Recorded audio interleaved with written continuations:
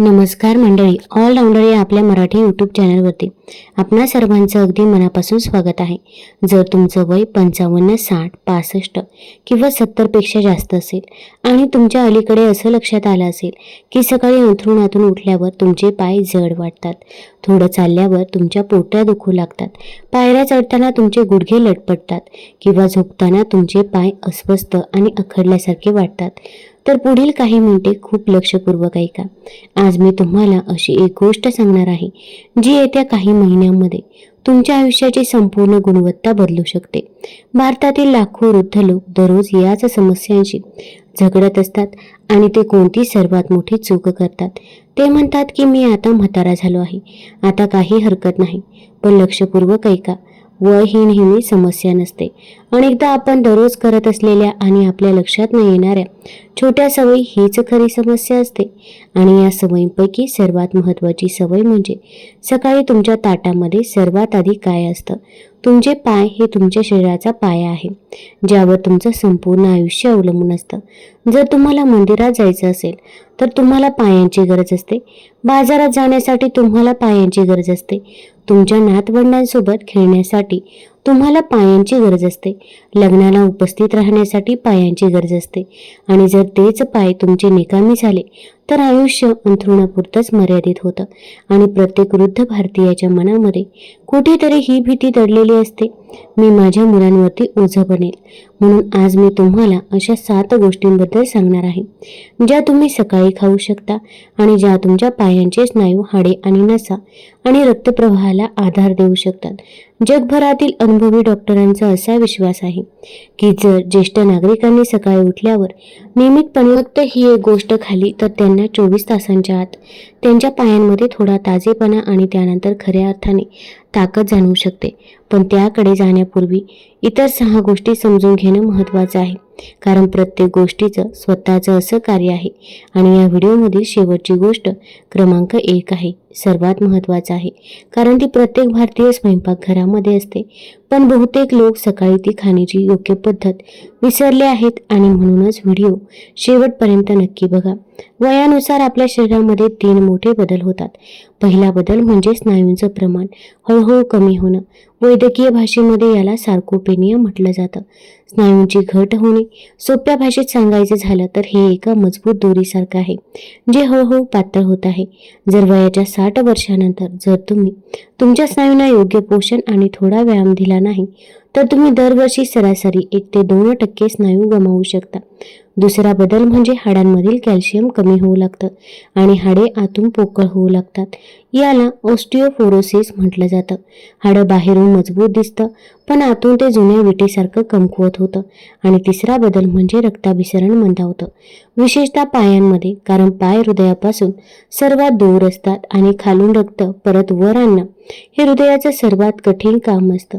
जेव्हा रक्ताभिसरण मंदावतं तेव्हा पाय सुजलेले, थंड, मुंग्या आल्यासारखे आणि थकलेले वाटतात. या 3 गोष्टी मिळून पाय कमकुवत करतात. पण यातील सर्वात चांगली गोष्ट काय आहे? या 3 गोष्टी तुमच्या सकाळच्या जीवनाने मोठ्या प्रमाणात सुधारल्या जाऊ शकतात, जी तुम्ही तुमच्या स्वयंपाकघरामध्ये, तुमच्या घरामध्ये आणि तुमच्या दैनंदिन जीवनामध्ये सहज वापरत असतात. तीच महागडी औषधं किंवा मग परदेशी सप्लिमेंट्स किंवा मग गुंतागुंतीच्या उपचार पद्धती सुद्धा नाही आहेत. सुरुवात करण्यापूर्वी मला कमेंट बॉक्समध्ये तुमचं वय काय आहे आणि तुम्ही सध्या हा व्हिडिओ कुठून बघत आहात हे मला नक्की सांगा. तुम्हाला कुठला त्रास आहे का ते पण सांगा. पायांमध्ये जसं की गुडघेदुखी, पोटऱ्यांमध्ये पेटके येणं, चालताना थकवा येणं, रात्रीची अस्वस्थता किंवा पायऱ्या चढताना धाप लागणं. तुमची एक छोटीशी कमेंट दुसऱ्या एखाद्या वृद्ध व्यक्तीला नक्कीच मदत करू शकते, ज्यामुळे त्यांना जाणवेल की ते एकटे नाहीत. चला तर मग आपण सुरुवात करूया. आता 7व्या क्रमांकावरती आहे एक फळ जे जवळजवळ प्रत्येक भारतीय घरामध्ये आढळतं. ते प्रत्येक ऋतूत सुद्धा सहज उपलब्ध असतं आणि ते स्वस्तही असतं. पण बहुतेक वृद्ध लोक याकडे दुर्लक्ष करतात. त्यांना वाटतं की हे एक सामान्य फळ आहे आणि हे पिकलेलं आहे. बघा, जरा पिकलेली केळी बघा, जर तुम्हाला झोपेमध्ये किंवा सकाळी उठल्यावर तुमच्या पोटामध्ये अचानक तीव्र पेटके येत असतील, ज्याला आपण पेटके येणं किंवा पायांमध्ये गोळा येणं म्हणतो, तर त्यामागे एक मोठं कारण आहे शरीरातील पोटॅशियम आणि मॅग्नेशियमची कमतरता. आणि हे दोन्ही खनिजे स्नायू शिथिल होण्यासाठी आणि त्यांच्या योग्य कार्यासाठी आवश्यक आहेत. आणि केळी, विशेषतः मध्यम आकाराची पिकलेली केळी, पोटॅशियमचा एक उत्कृष्ट नैसर्गिक स्रोत आहे. असा विचार करा की तुमचे स्नायू स्प्रिंगसारखे आहेत. जर स्प्रिंगला योग्य वंगण मिळालं नाही तर ते जाम होतात आणि वेदना होतात. पोटॅशियम ही ते वंगण आहे जे स्नायूंच्या स्प्रिंगला सुरळीतपणे कार्य करण्यास मदत करतं. आता पुण्यातील एक 68 वर्षीय काका आहेत, विजू काका, आणि त्यांची कहाणी ऐका. त्यांनी रात्री अनेकदा त्यांच्या डाव्या पोटरीवरती तीव्र पेटके येत होते आणि ते वेदनेने जागे होत होते. ते डॉक्टरांकडे गेले आणि सर्व अहवाल जवळपास ठीक होते. डॉक्टर फक्त म्हणाले, रोज नाश्त्यासोबत एक पिकलेलं केळ खा आणि पाणी प्यायला विसरू नका. तर यांनी 3 आठवडे हा प्रयत्न केला. त्यांनी एका पत्रामध्ये असं सांगितलं की त्यांना रात्रीच्या पेटक्यांपासून लक्षणीय आराम मिळत आहे. साहजिकच प्रत्येक व्यक्तीचं शरीर वेगवेगळं असतं आणि जर तुम्हाला ही समस्या जास्त जाणवत असेल तर तुम्ही तुमच्या डॉक्टरांचा सल्ला नक्कीच घ्यावा. ते कसं खावं, तर पिकलेलं केळ जे आहे ते नाश्त्यासोबत किंवा नाश्त्यानंतर लगेच चावून तुम्ही खाऊ शकता. काही लोकांना रिकाम्या पोटी केळी खाल्ल्यानं गॅसचा त्रास होऊ शकतो, त्यामुळे ते नाश्त्यासोबत किंवा नाश्त्यानंतर खाणं हे नक्कीच उत्तम आहे. जर तुम्हाला मधुमेह असेल तर तुमच्या डॉक्टरांच्या सल्ल्यानुसार दिवसातून फक्त अर्ध केळ किंवा मग एक पूर्ण केळ खा. जर तुम्हाला किडनीचा त्रास असेल तर केळी प्रमाणामध्ये खा, कारण किडनीच्या आजारामध्ये पोटॅशियम नियंत्रण आवश्यक असतं. जर तुम्ही रक्तदाबाची काही विशिष्ट औषधे घेत असाल तर तुमच्या डॉक्टरांचा सल्ला घ्या. पण पुढचा मुद्दा त्याहूनही महत्त्वाचा आहे, कारण त्यामुळे दक्षिण भारतातील वृद्ध लोकांची हाडे वयाच्या 80व्या वर्षी सुद्धा मजबूत राहतात आणि उत्तर भारतामध्ये त्याचं सेवन अजूनही क्वचितच केलं जातं. 6व्या क्रमांकावरती आहे ते म्हणजे नाचणी, जिला आपण बघा उत्तर भारतामध्ये मांडुवा किंवा मूग नाचणी म्हणून ओळखलं जातं. आणि या लहान धान्यामध्ये दुधापेक्षा जास्त कॅल्शियम असतं. होय, तुम्ही बरोबर ऐकलं आहे. दुधापेक्षा जास्त वृद्धांमध्ये पायांच्या अशक्तपणाचं एक प्रमुख छुपं कारण आहे, ते म्हणजे हाडे पोकळ होणं. आणि कॅल्शियम हे हाडांसाठी सर्वात आवश्यक खनिज आहे. बऱ्याच लोकांना वाटतं की कॅल्शियम फक्त दुधातूनच मिळतं, पण सत्य हे आहे की जसजसं वय वाढतं तसतसं अनेक वृद्धांची शरीरे दूध योग्यरित्या पचवू शकत नाही. अशा परिस्थितीमध्ये लोकांना गॅस, अतिसार किंवा पोटात जडपणा जाणवतो. नाचणी हा एक खूप चांगला पर्याय असू शकतो. 100 ग्रॅम नाचणीमध्ये अंदाजे 350 मिलीग्रॅम कॅल्शियम असतं, तर तेवढ्याच प्रमाणामध्ये दुधामध्ये सुमारे 120 मिलीग्रॅम कॅल्शियम असतं. नाचणीमध्ये लोह, फायबर आणि थोडंसं प्रथिने देखील असतात.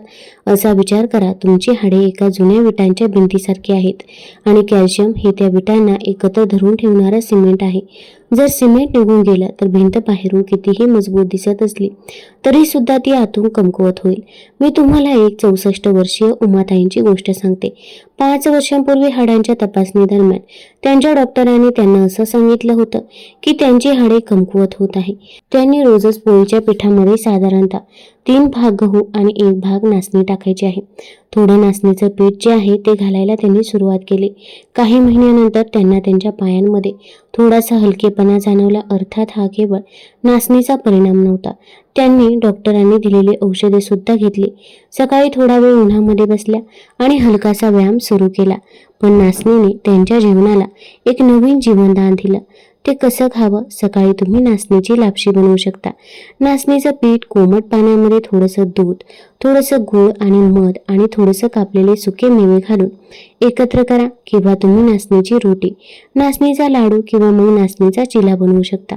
दक्षिण भारतामध्ये नाचणीचा वापर जो आहे तो नाचणी मोठे बनवण्यासाठी केला जातो, जो खूप पौष्टिक असतो.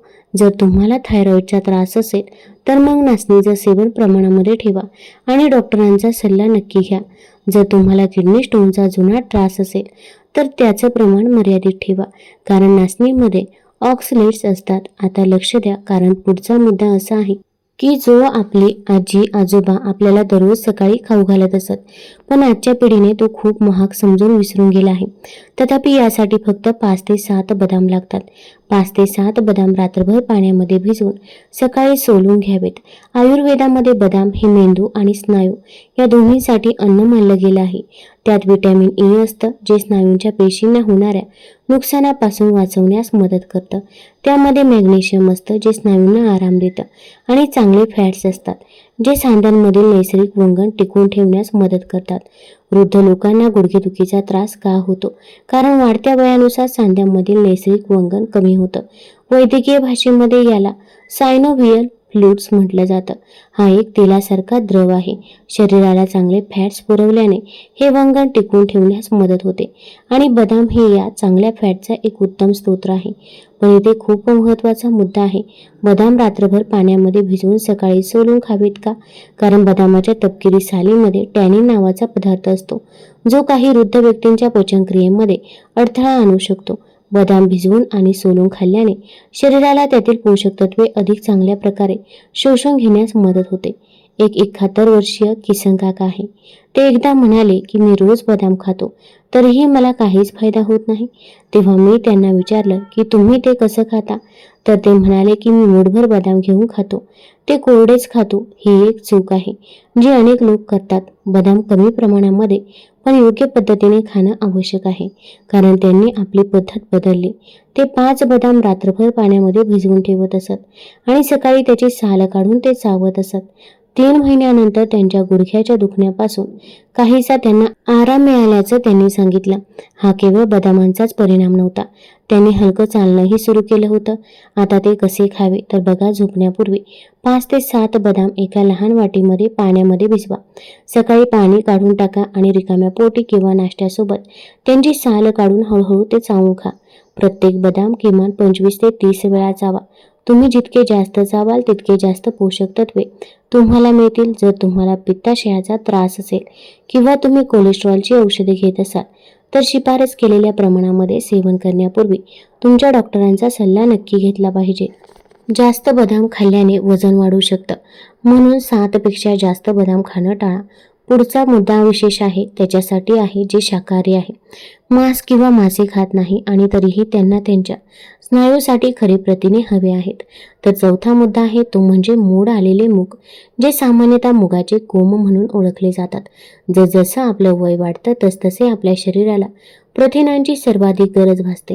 स्नायू प्रथिनापासूनच बनलेले असतात.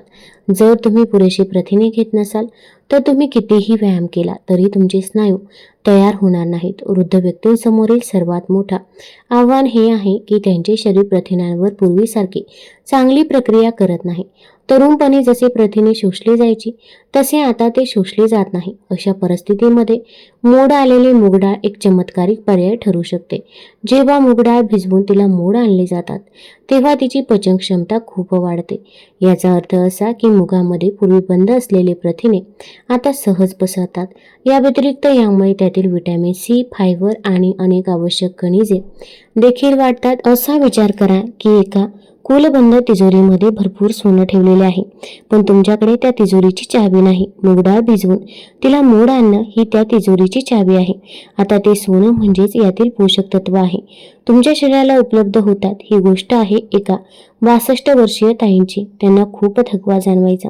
अगदी थोड्याशा हालचालीने सुद्धा त्यांच्या पायांमध्ये वेदना आणि जडपणा यायचा. डॉक्टरांनी त्यांच्या शरीरामध्ये हिमोग्लोबिन आणि प्रथिने कमी असल्याचं निदान केलं होतं.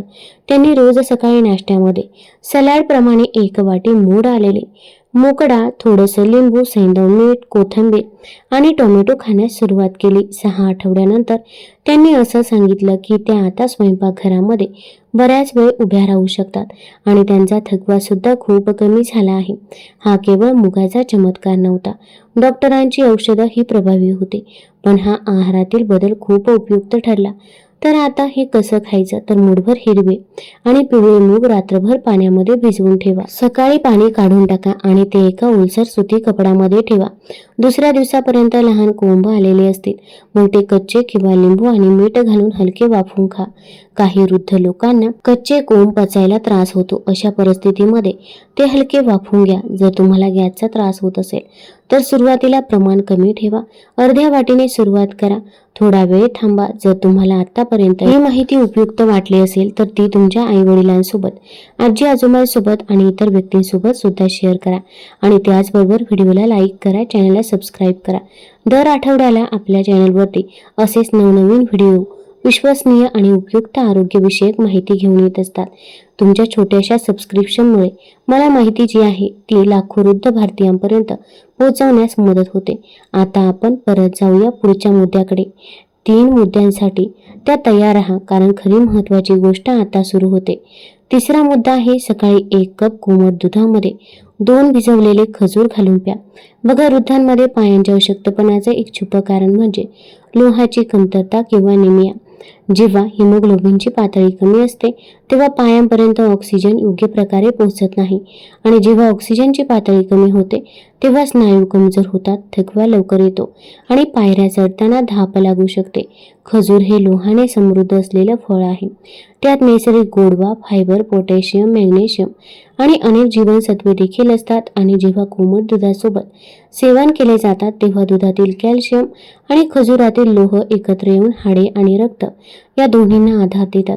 असा विचार करा की तुमच्या लाल रक्तपेशी ही एक छोटी कुरिअर सेवा आहे जी शरीराच्या प्रत्येक कोपऱ्यामध्ये ऑक्सिजन पोहोचवते. जर कुरिअरची संख्या कमी झाली तर काही भागांमध्ये, विशेषतः दुर्गम भागांमध्ये वितरणास विलंब होतो किंवा ते अपूर्ण राहतं. लोह हे या कुरिअर बनवण्यासाठी लागणारा कच्चा आहे असं समजा. मी तुम्हाला 66 वर्षीय मनोहर काकांची गोष्ट सांगते. त्यांना अनेकदा चक्कर यायची आणि चालताना मध्येच थांबावं लागायचं. तपासणीमध्ये त्यांच्या हिमोग्लोबिनची पातळी खूप कमी झाल्याने त्यांना चक्कर येत होती असं आढळून आलं. डॉक्टरांनी त्यांना लोहाच्या गोळ्या लिहून दिल्या आणि घरातील सर्वांनी त्यांच्या आहारामध्ये बदल केले. त्यांनी दररोज 2 भिजवलेले खजूर आणि 1 कप कोमट दूध प्यायला सुरुवात केली. 3 महिन्यानंतर त्यांच्या हिमोग्लोबिनच्या पातळीमध्ये सुधारणा झाली. आता ते दररोज संध्याकाळी त्यांच्या परिसरातील उद्यानामध्ये अर्धा तास चालू शकतात. कसं खायचं तर रात्री 2 खजूर एका भांड्यामध्ये पाण्यात शिजवा. सकाळी त्यातील बिया काढून टाका आणि रिकाम्या पोटी किंवा कोमट दुधासोबत खा. दूध खूप गरम नसावं, फक्त त्रास न होता पिण्या इतकं कोमट असावं. जर तुम्हाला मधुमेह असेल तर प्रमाण ठरवण्यासाठी तुमच्या डॉक्टरांचा सल्ला घ्या. खजूरमध्ये नैसर्गिक साखर असते, पण मधुमेहासाठी सावधगिरी बाळगणं आवश्यक आहे. आणि जर तुम्हाला दुधामुळे पचनाचा त्रास होत असेल तर खजूर एकटं किंवा नारळाच्या दुधासोबत खाऊन पहा.